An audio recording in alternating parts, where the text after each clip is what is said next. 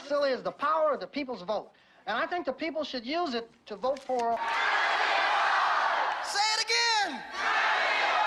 Let me hear it one more time!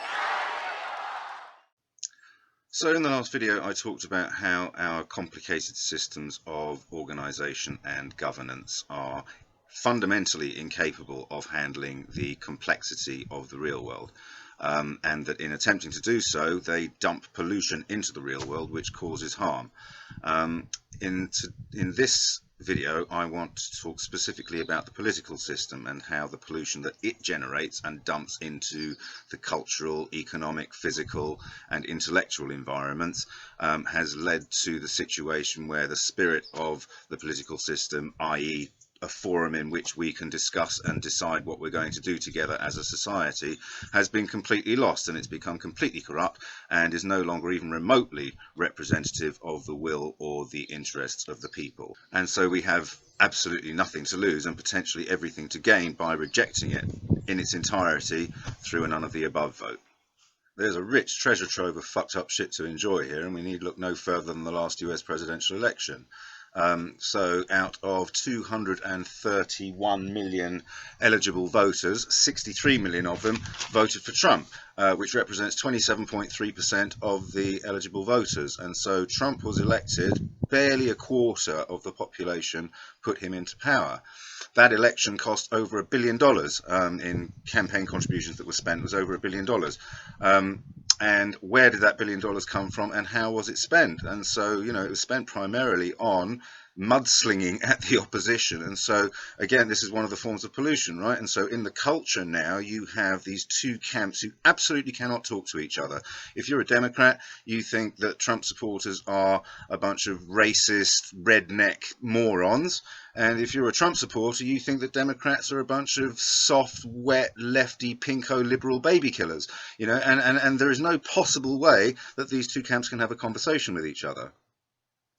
As for where the $1 billion came from, I mean, the US, it's not as bad in the UK, but the US has essentially legitimised corruption in its political system. There are two court decisions over the last few decades, Buckley versus Valeo and Citizens United, which respectively defined corporations as people and money as speech. And so corporations can now spend as much money as they want on political campaigning. Also in that election, Hillary actually polled more of the votes than Trump did. She got 66 million approximately, Trump got 63 million. So despite the fact she got 3 million more votes, she loses the election. But, you know, she's no saint either, because in the Democratic primaries, Bernie should have been the candidate. I mean, he polled far more of the districts than she did, and yet state after state after state, because of manipulation of the superdelegate system, came back in favour of Hillary. So the whole thing was a joke in terms of representation of the people and, you know, like a clean, fair election. The whole thing was a joke.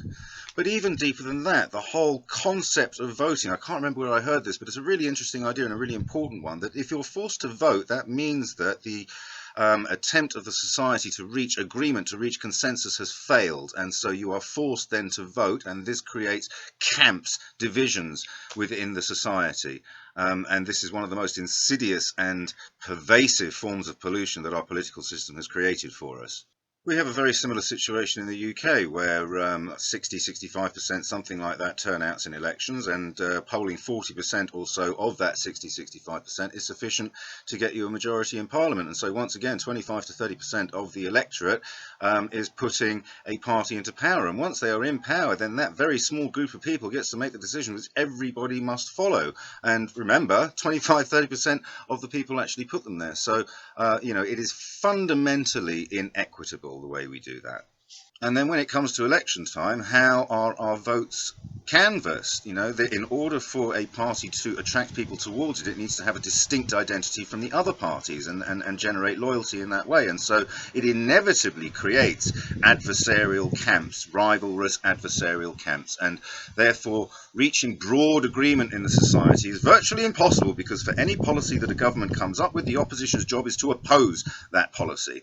And so you have a win-lose situation constantly created, rather than a compromise situation, building a consensus, reaching compromise. You have a win-lose situation where this is our idea, we're against that idea, let's have a vote, one camp wins, the other camp loses.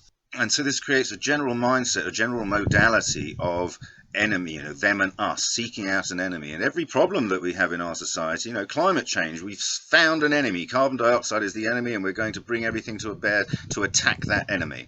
And this mindset of them and us, other, finding an enemy and seeking to attack it, is another one of the insidious, nasty forms of pollution that our political system generates.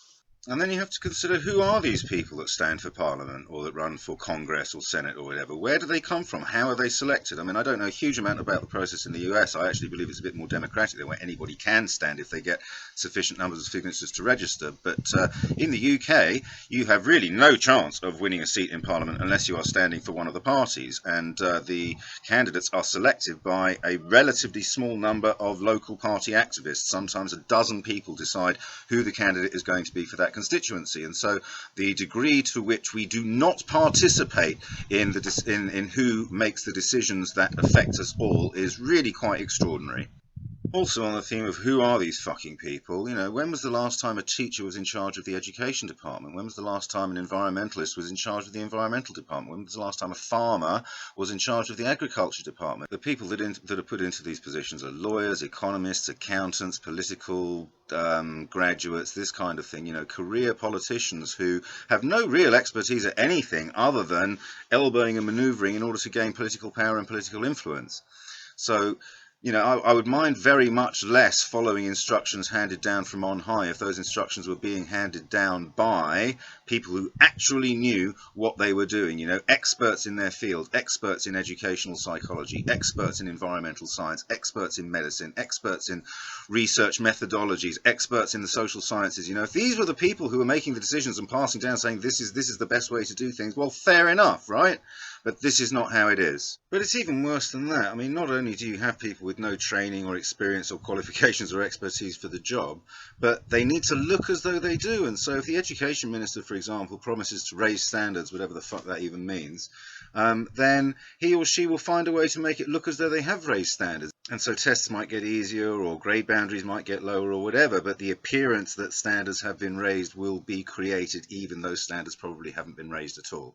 And the final point I want to make here is something that Russell Brand pointed to, and I think he makes a really, really good point. He used Theresa May as an example, and I think she's an excellent example. I actually felt kind of sorry for her, if I'm honest. I think she's a good intentioned person, I really do, and wanted to do good, but found herself in a situation, partly because of Brexit, but even without Brexit, found herself in a situation and inheriting an apparatus that made it impossible for her to do that which she wanted to do. When she first came to power, when she took over from David Cameron, the speech she gave outside Number 10 was along the lines of, I understand that there are millions and millions and millions of people in this country who are only just scraping by, and I am sympathetic to their plight, and it will be the first priority of my government to make sure that we make life a little bit easier for those people.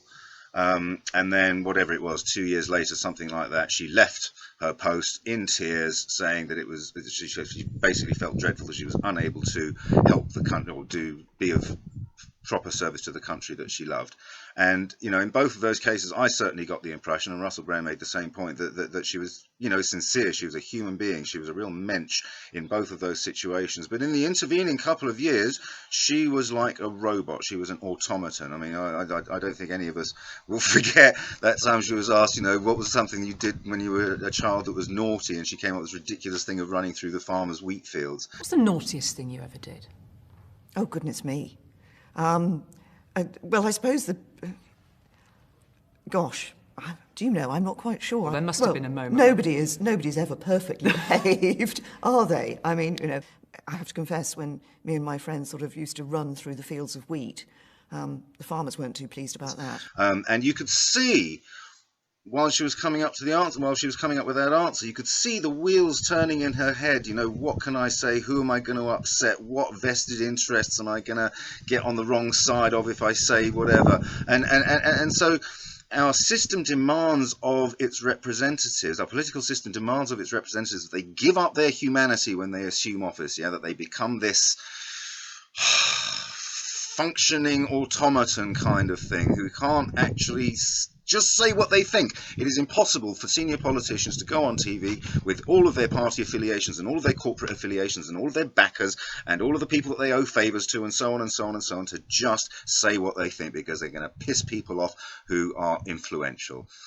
And even with the best will in the world, politicians can't just make decisions in the best interests of their people. They're at the mercy of huge moneyed interests. You know, if a big car company says, you know, give us a tax break or we're not going to build a factory in your country and you won't get the jobs and you won't get the tax revenue, then, you know, concessions will be made. And so, you know, they're not even real agents of choice in the countries that they are supposed to be governing. And while our system runs on these kinds of things, it has absolutely no hope of coming up with anything sensible. I mean, you need only look at the 3 years or whatever that the UK government has been in absolute paralysis because David Cameron abdicated his responsibility in disciplining his own backbenchers, left the door open to a Brexit vote. There was no plan whatsoever. I mean, the unbelievable crass irresponsibility of having no plan in place should the electorate come back with a Brexit vote. So, you know, I could go on and on and on and on, but I don't want to make these videos too long. The idea is to keep these sort of fairly short and punchy. And so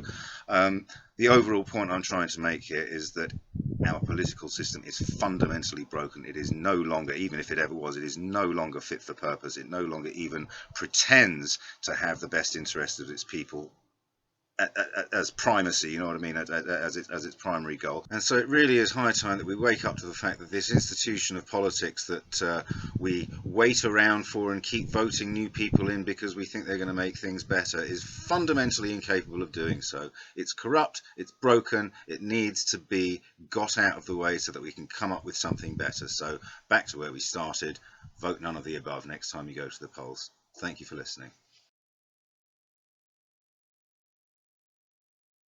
The only thing that's silly is the power of the people's vote. And I think the people should use it to vote for... Say it again! Let me hear it one more time!